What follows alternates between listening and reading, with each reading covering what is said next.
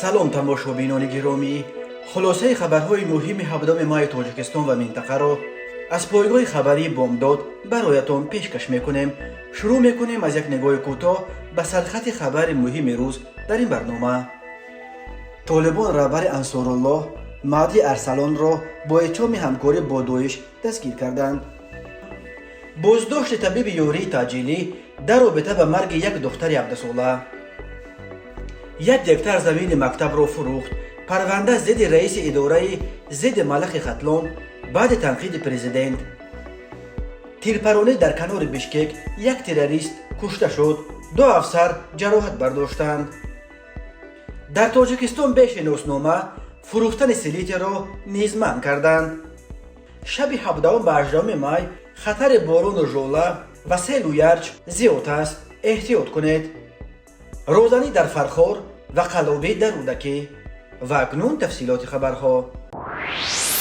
сомонаи Сангар ки асосан рӯйдодҳои Афғонистон ва марбут ба ин кишварро пайгирӣ мекунад, ахиран хабар дод ки мақомоти ҳаракати тунрави Толибон Маҳди Арсалон, раҳбари ҷамоати Ансоруллоҳ, як созмони тунрави тоҷикистониро бо иттиҳоми ҳамкорӣ бо шохаи вилояти Хӯросон, яке аз шохаҳои созмони террористии Доиш, дастгир карданд. дар матлабе ки рӯзи 14 майи соли 2023 дар сомонаи Сангар бо имзои Фарзом Козимӣ нашр шудааст, бо такя ба як манбаъ дар вазорати дифои Толибон гуфта мешавад ки бино ба иттиҳоме ки истихбороти низомӣ ворид кардааст, гӯё Маҳди Арсалон бо афроди Доиш дар Покистон тамос барқарор карда, дар вилояти кунари Афғонистон бо онҳо мулоқот ва аз ин созмони террористӣ маблағи ҳангуфтеро дарёфт кардааст.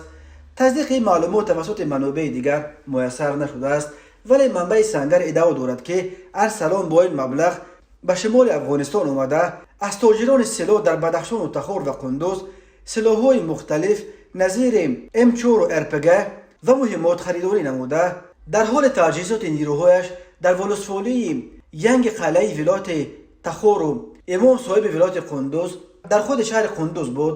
ба қавли ин манбаъ фармондеҳи ҷангҷӯёни тоҷикистонӣ талош доштааст ки раҳбарии умумии чанд созмон назири ҷамоати Ансоруллоҳ, ҳаракати исломии Ӯзбекистон, ҳаракати исломии Туркманистони Шарқӣ ва ғайраро дар шимоли Афғонистон дар дасти худ гирад. ба ин манзур ӯ бо Сироҷиддин Ҳаққонӣ, вазири дохила ва мулло Яъқуб, вазири дифои Толибон низ дидор намуда аз онҳо дархости пуштибонӣ кардааст. вай ба онҳо гуфтааст ки мехоҳад бо нирӯҳояш ба кишварҳои Осиёи марказӣ ҳамла кунад. Сироҷиддин Ҳаққонӣ ҳадафҳои ӯро таъйид мекунад, аммо мулло Яъқуб ризоят намедиҳад, гуфтааст манбаи Сангар. ба қавли ҳамсӯҳбати Сангар, ҳангоми бозрасӣ Маҳди Арсалон гӯё эътироф кардааст ки аз раҳбарони Доиш дар Афғонистону Покистон дастуру маблағ дарёфт мекунад. вай ҳоло дар блоки 4 маҳбаси пули чархии зиндонӣ аст. ҳанӯз додгоҳ сари ҷурмаш файсалӣ накардааст. эҳтимоли боздошти ҳамдастони вай аз Доишу Хӯросон вуҷуд дорад ки истихбороти низомии Толибон рӯи онҳо кор мекунанд, гуфтааст ин манбаъ ки таъиди дурусти суханонаш тавассути манобеи дигар ҳанӯз муяссар нашудааст. Маҳди Арсалон ки номи аслиаш Муҳаммад Шарифов аз Тоҷикистон аст, аз раҳбарони ҷамоати Ансоруллоҳ ба ҳисоб рафта бо духтари Насим, як сокини рӯстои Ховзаи Волусфолии Нусаи Бадахшон, издивоҷ кардааст. Сангар менависад Арсалон ҳамон нафарест ки бо нирӯҳояш дар соли 2021 дар Волусфолии муҳимаи минтақаи Дарвози Бадахшон ҳудуди 20 корманди пулисро тирборон карда муртакиби ҷинояти ҷангӣ шуда буд. Маҳди Арсалон тақрибан 26 сол дошта аз насли нави ҷангҷӯёни тоҷик ба шумор меояд. ӯ дар деҳаи шербегони ҷамоати Сафедчашмаи Нояи Нуробод дар шарқи Тоҷикистон дар оилаи Мирхоҷа Шарипов, як размандаи собиқ иттиҳоди нирӯҳои мухолифин ба дунё омадааст.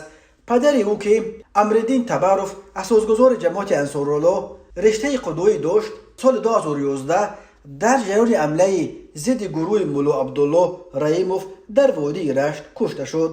Маҳди Арсалон нафарест ки ҳузураш дар Афғонистон ҳамеша мояи нигаронии мақомоти Тоҷикистон будааст.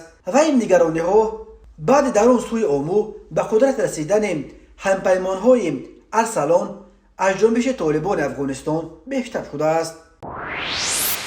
додстонии шаҳри Душанбе рӯзи 7 майи соли 2023 дар саҳифааш дар Фейсбук дар вокуниш ба муроҷиатномаи шоира Зуҳурова به رستم امامعلی و آزاده رحمان درباره سبب‌های مرگ دختر نابالغش سوینچ شکورова خبر داد که در رابطه با این حالت روز 16 مای سال 2023 از جانب دادستان نوع اسماعیل سامانی شهر دوشنبه نسبت به دختر جراح مؤسسه دولتی مرکز شهری یوری تاجیلی طبی حاجی عبدالرسول محمدیویچ پرونده جنایتی با ماده 129 کد جنایتی جمهوری تاجیکستان اجرای نامطلوب وظیفه کسبی از جانب کارمندان طب که از بی‌احتیاطی باعث مرگ انسان شده است آغاز گردیده نسبتش چاره پیشگیری در نمود ببز گرفتن تطبیق کرده شد. دادستان پایتخت تاجیکستان گفت تفتیش پیشکی این پرونده جنایتی ادامه دارد. به عبدالرسول حاجیف بر اساس این بند قانون همچون جزا از 5 تا 8 سال زندان با محروم کردن از حقوق اشغال منصب‌های معین تهدید می‌کند. خود حاجیف و نزدیکانش برای شرح قضیه فعلا دسترس نیستند، ولی دادستانی گفت روز 8 اپریل سال 2023 حادثه فوت نابهنگام نابالغ شکورova سوینچ سال تولدش 2006 از جانب دادستان نوع اسماعیل سامانی از لحظه به وقوع آمدن حادثه مورد سنجش قرار داده با مقصد معین کردن سبب مرگ نام برده و جای داشتن آلت نامطلوب اجرا کردن وظیفه های کسبی از جانب دختران خود همان روز تشخیص کمیسیون سودی طبی تعیین گشته است. با نظرداشت جدیت و خصوصیت گذرانیدن تشخیص کمیسیونی سودی طبی خلاصه کارشناسان 16 مای سال 2023 آماده و به پروکراتور پیشنهاد گردید که طبق آن سبب مرگ نابالغ شکورova پیدا شدن صدمه آنافیلاکتیکی از محلول داروواری لدازه بوده که از جانب دکتر جراح حاجی عبدالرسول به ضروریت تعیین و گذرانیده شده است. در نتیجه نامطلوب اجرا شدن وظیفه کسبی از جانب دکتر جراح حاجیف حالت نابالغ شکورova وزنین گردیده نام برده فوتیده است. گفته می شود در اطلاع دادستانی دوشنبه شوهر ظهور و مادر سوینچ روز 16 مای توسط شبکه‌های اجتماعی به رئیس مجلس ملی و شهردار دوشنبه رستم امامعلی و رئیس دادگاه پرزیدنت آزاده رحمان مراجعت کرده خواستار به جوابگری جنایتی کشیدن طبیب رسول حاجیف برای مرگ دخترش شد. شوهر ظهورova که در حجره دخترش در بین بازیچه‌های از سوینچ باز مانده لباس عزاداری در تن و اشک در چشم صحبت میکرد گفت دخترش سوینچ که 3 مارس سال 2006 به دنیا آمده تازه ماه مارس به سن 17 رسیده بود روز 4 اپریل از در گرفتن پهلوی راستش شکوه کرده است. او را به بیمارستان یوری تاجیل بردند. در آنجا دکتر حاجیف رسول سوینچ را معاینه کرده برایش چندین دارو نوشته است، ولی روز 8 اپریل احوال سوینچ باز بد شده است و او را باز پیش حاجیف آوردند. حاجیف این دفعه به آنها داروی لداز فرموده آن را با سوزن دارو به بدن دختر گذرانیده است. شوهر ظهورova میگوید او حاجیف را آگاه کرده بود که دخترش به داروهای نوع امپیسیلین الرژی دارد، ولی دکتر گوش نداده. به بالای این معلوم شد که داروی لداز برای مریضان تا سن 17 اصلا ممنوع بوده است. مادر و دختر از بیمارخانه به آشخانه تاقی رفتند که خوراک پیشین بخورند، ولی در درآمدگاه آشخانه احوال سوینچ بد شده است. مادرش به حاجیف زنگ زده است و او توصیه داده است که با سوزن دارو به سوینچ داروی دکسامیتازون گذرانند. مادر دارو را گذرانده دختر در حال مرگش را به پلیکلینیک رقم 6 برده است، ولی در آنجا داروهای لازم از جمله ادرنالین نبوده است. سوینچ را با ماشین یوری تاجیلی رسول حاجیف که الکی به پیش بیمار رسیده بود به بیمارخانه رقم 3 برده است، ولی کار الکی از کار گذشته بود. بعد تقریبا نیم ساعت تلاش ها برای نجات جان سوینچ از مرگ طبیبان این بیمارستان به مادرش خبر دادند که او جان به جان آفرین سپرده است. بعد تنقید پرزیدنت نسبت رهبر کارخانه ضد ملخ قتلان با 3 ماده پرونده جنایتی باز کردند. دادستان نوع کوشانیان نسبت رجبعلی دولتزاده دیرکتور فیلیال اکسپدیسیون مبارزه به ضد ملخ در قتلان با 3 ماده کودکس جنایتی از جمله غیر قانونی تقسیم کردن زمین، ساختکاری و قلابی پرونده جنایتی آغاز کرده است. در این باره روز 7 ماه سال 2023 یک منبع از دادستانی ولایت بعضی پلیوس خبر داد. این در حالی است که 3 هفته پیش 27 اپریل سال روان امامعلی رحمان رئیس جمهور تاجیکستان در ملاقاتش با فعالان ولایت ختلان از رجب علی دولتزاده تنقید کرده گفته بود که او 1 هکتار زمین مکتب را به شهروندان همچون زمین نزد یولکی فروخته است. منبع از پلیوس از مقامات حفظ حقوق گفت نسبت رجب علی دولتزاده 12 ماه سال روان پرونده باز شده است، ولی معلوم نیست که او بازداشت شده است یا نه. رجب علی دولتزاده در صادر کردن جنایت‌های مطابق ماده‌های 338 علاوه 1 قسم 2 غیر قانونی دادن قطعه زمین، 340 قسم 2 ساخت قاری، 247 قسم 3 قلبی گفته است منبع از پلیوس. همچنین در برابر او نسبت به 2 کارمند کارخانه به قیدگیری مال و ملک غیر منقول در نوع کوشانیان نیز پرونده جنایتی باز شده. آنها نیز برای غیر قانونی دادن زمین مکتب رقم 64 نویه گمانبر می شوند.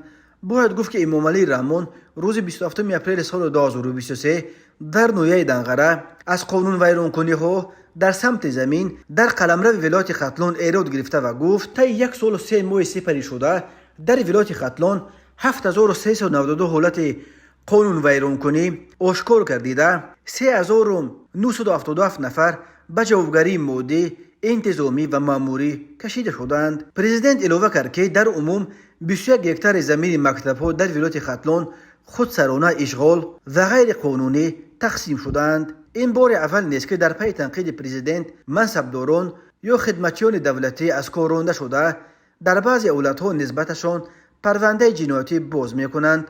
قبلا چنین حالت‌ها جای داشت ولی بعدا آنها تنقید شده بودند، تنها از منصب رانده شدند و خلاص. صبح 7 ماه سال 2023 در دهه دیمیتریفکای نویه اسقاطه ولایت چوی واقع در فاصله امگی 30 کیلومتر از شهر بیشکک پایتخت قرقیزستان در جریان عملیات ویژه کارمندان وزارت کارهای داخله و کمیته امنیت ملی این جمهوری یک تروریست مسلح که مقاومت نشان داده بود از بین برده شد. در این باره مرکز مطبوعات وزارت کارهای داخلی قرقیزستان خبر داد. بنا به خبرها صبح 7 ماه دهه دیمیتریفکا پر از نیروهای ویژه و ماشین‌های زیر پوش شده بود. به غیر صدای تیرپرانی صدای ترکش هم به گوش می رسید و از بالای بام خانه‌ای که افراد سلاح به دست پنهان شده بودند به هوا دود بلند می شد. مقامات طبی نوع اسقاطه بعدا خبر دادند که در تیرپرانی در دیمیتریفکا 2 افسر نیروهای ویژه جراحت برداشتند. آنها را به مرکز طبابتی عمومی این نویه آوردند. یکی از این افسران را که جراحت سبک برداشته بود بعد بستن زخمش جواب دادند. او در شرایط خانه به طبابت خود ادامه می‌دهد ولی زخمی دوم را طور وزارت تندرستی قرقیزستان خبر داد با ماشین یاری تعجیلی به شهر بیشکک به بیمارستان ملی انتقال دادند. خبرگزاری روسی سپوتنیک قرقیزستان خبر داد که مقامات در دیمیتروفکا برای بازداشت گروه افراد مسلح عملیات دایر کردند ولی وزارت کارهای داخلی قرقیزستان از کشته شدن تنها یک تروریست خبر داد.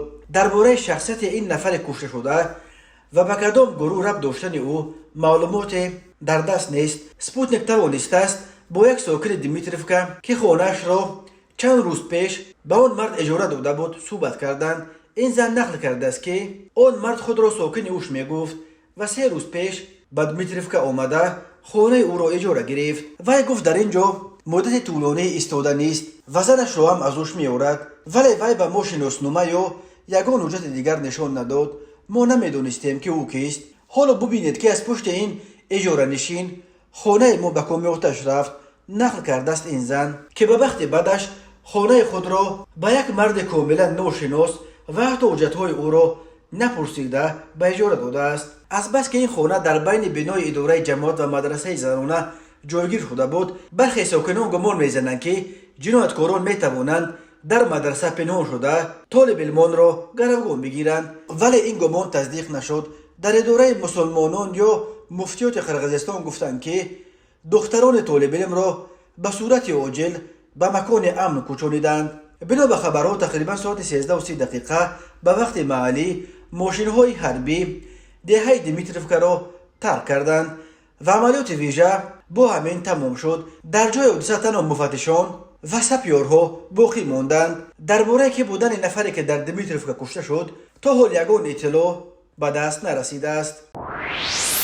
تماشابینان عزیز، یادآور می‌شویم خلاصه مهمترین اخبار تاجیکستان را از پایگاه خبری بامداد تماشا دارید. برنامه را ادامه می‌دهیم. ساکنان تاجیکستان به نشان دادن شناسنامه نمی‌توانند سلیتر، یک نوع نوری مینرالی را خریداری کنند. فروشندگان این را طلب مقامات مینامند، ولی مقامات قضیه را شرح نمی‌دهند. کشاورزان و باغداران سلیتر را برای دریافت حاصل خوب در داخل کشتزار و باغ خود می‌پاشند. یک تاجر نوری‌های مینرالی میگوید پلیس آنها را هشدار داده است که به خریداران به شناسنامه سلیتر نفروشند. در عکس حال جزا خواهند گرفت. به او گفته شده است که این یک تدبیر امنیتی است، چون سلیتر میتواند همچون مواد ترکننده به کار برده شود. ترتیبات را یک دهقان ارباب‌الدین قلداشوف چنین شرح داد: یک ماه پیش خریدیم. نسخه شناسنامه را طلب کردند. نام و نسب و چقدر میخرید در دفتر مینویسند. از کجایی که خریدید شناسنامه طلب میکنند. طلبات به سلیتر که ساکنان آن را برای رشد زود زراعت خود استفاده میبرند این شب روز زیاد است. بعضی دهقانان میگویند از چند سال پیش هم چنین ترتیبات جای داشت، ولی تاجران چندان سختگیری نمیکردند. حالا شناسنامه حتمی شده است. سال گذشته به شناسنامه خریدم. امسال همین 2 روز پیش از یک مغازه نوع رودکی خواستم برای زمین نزد اولگیم سلیتر خرم، لیکن سوداگر گفت تا شناسنامه نیارید نمیفروشیم. پرسیدم، جواب داد که این در ترکیبش چیزی دارد که برای آماده کردن مواد ترکننده لازم شده است. با همین خیل گفتنی ها آگاه کردند که به شناسنامه ندهیم. من گشته خانه رفته تا شناسنامه‌ام را با خود بگیرم. گفتم صحبت آزادی. سوراب یک تاجر در بازار مرگان روز 16 می در صحبت با رادیو آزادی گفت خود آنها نیز سلیتر را از نقطه های یک لخت فروشی با شناسنامه میخرند. او گفت نمیخواهد ترتیبات را ویران کند، زیرا این کار جوابگری دارد. تلاش آزادی برای گرفتن شهر مقامات از جمله نظر مسئولین وزارت امور داخلی به نتیجه بود. مقامات تاجیک فروش بعضی مسائل ساختمانی از جمله مهر را نیز به شناسنامه منع کردند. در گذشته نیز اداره‌های انتظامی این تصمیم را شرح ندادند. تنها یک مقام وزارت کارهای داخلی چند سال پیش به رادیو آزادی گفته بود هدف از پیشگیری از حمله‌های تروریستی است. نورعلی شاه نظرов کارشناس مسائل امنیتی در صحبت به رادیو آزادی گفت با چنین شیوه از تروریسم نمیشود پیشگیری کرد. من این گپ را راستی نشنیدم که میخواست سلیتر را با شناسنامه فروشند. شاید چنین متد را کسی فکر کرده است. تروریسم سبب دارد، نخست سببهایش را یافتن در کار. برای پیشگیری آن برنامه‌های دولتی هم هست. ساختارهای دولتی وظیفه دار کرده شدند که کدام چاره‌ها را ببینند، گفت گنرال بازنشسته نورعلی شاه نظرov. پیشتر درباره میخ اینچنین خریدن گاز مایع، کسلرات و کربیت را هم نام‌نویس می‌کردند. نهادهای قدرتی مسئول از پیشگیری حمله‌های تروریستی در کشور خبر میدهند. هرچند شبهه و گمان‌ها به حرف‌های مقامات کم نیست. مخالفان میگویند مقامات تاجیک با بهانه مبارزه با تروریسم بیشتر دیگر اندیشان را سرکوب میکنند. کمیته حالتهای فوق‌العاده تاجیکستان با تکیه به معلومات اگنتی هواشناسی به توجه ساکنان و مهمانان کشور میرساند که شب 17 به 18 می سال 2023 در جمهوری هوای نامساعد در نظر داشته شده باریدن باران‌های شدید و رعد و برق پیش بینی کرده می شود. همچنین در ناحیه‌های کوهی و نزد کوهی کشور به استثنای ولایت مختار کوهستان بدخشان احتمال ناگهان بالا رفتن سطح آب دریاهایی که از جنوب وادی ایسار جاری می شوند، دریاهای یوخسو و قزلسو وجود دارد. دریاهای کوهی خطر لغزش ترمه، یرچ و ریزش سنگ نیز از احتمال دور نیست. در این رابطه کمیته حالتهای فوق‌العاده به ساکنان و ماموران کشور توصیه می‌دهد که در این روزهای پربارش و خطرزا از سفرها به ساحل دریا و آب انبارها و کوهها خودداری کنند. همچنین به تأخیر انداختن سفر با راه‌های کوهستانی توصیه داده می شود. همچنین کمیته از ساکنان خواهش می کند که هنگام سفر از طریق راه‌های کوهستان و عقبه‌ها احتیاط کنند. از رفتن به دامنکوها و دشتها برای جمع‌آوری زنب و روغ، علف و گیاهای دوروار، جمع‌آوری ایزم، موی دوری و شکار، مال چرونی و غیره خودداری نمایند. غیر از این کمیته به خاطر پیشگیری از خطر سیل‌ها از اهالی خواهش می‌کند که سر وقت جوی و سیل روح‌ها را از هر گونه مانع‌ها توزیع کنند تا که آب زیاد با مجرای خود جاری شده به خانه‌های مردم و میدان‌های کشت ضرر نرساند. خود را احتیاط کنید. به شعبه وزارت کارهای داخله در نوحه فرخار عریضه زن 64 ساله ساکن نوحه مذکور وارد گردیده است که شب 11 ماه سال 2023 تخمینا ساعت 00:00 دقیقه شخصان نامعلوم در کوچه قربانوف نوحه فرخار او را به یگان اساس لطکوب کرده 520 تومانش را تصرف کرده از جای حادثه غیب زدند. هنگام گذراندن چهاره‌بینی‌های اپراتیوی جستجویی از جانب کارمندان میلیسیا معین کرده شد که جنایت مذکور را مرد 38 ساله ساکن همین نوحه که پیش با ماده‌های 244 قسم دزدی و 255 قسم یک قصداً نیست و نابود کردن مال و ملک غیر کودکس جنایتی جمهوری تاجیکستان و در حدود فدراسیون روسیه با ماده 105 کودکس جنایتی دولت مذکور یعنی برای آدمکشی سود شده است صادر نموده است. نسبت گمان برشونده با ماده 249 قسم 2 بند ای کودکس جنایتی جمهوری تاجیکستان پرونده جنایتی آغاز کرده شده تفتیشات ادامه دارد. در نتیجه برگزار نمودن چهاره‌بینی‌های اپراتیوی جستجویی از جانب کارمندان میلیسیا مرد 55 ساله ساکن نوحه رودکی با گمان صادر نمودن جنایت قلابی دستگیر کرده شد. نام برده از سال 2012 با روی فریب به باوری زن 44 ساله ساکن نوحه مذکور در اومده از او $7,000 آمریکایی گرفته به او در مساحت 0.6 هکتار قطعه زمین نزد اولگی از حدود نوحه رودکی جدا کرده داده وعده داده است که حجت‌های زمین مذکور را قانونی نموده می‌دهد. عین زمان معین کرده شده است که در زمین داده‌شان بنیاد منزل استقامتی اجازت نبوده حجت‌گذاری کرده نمی‌شود.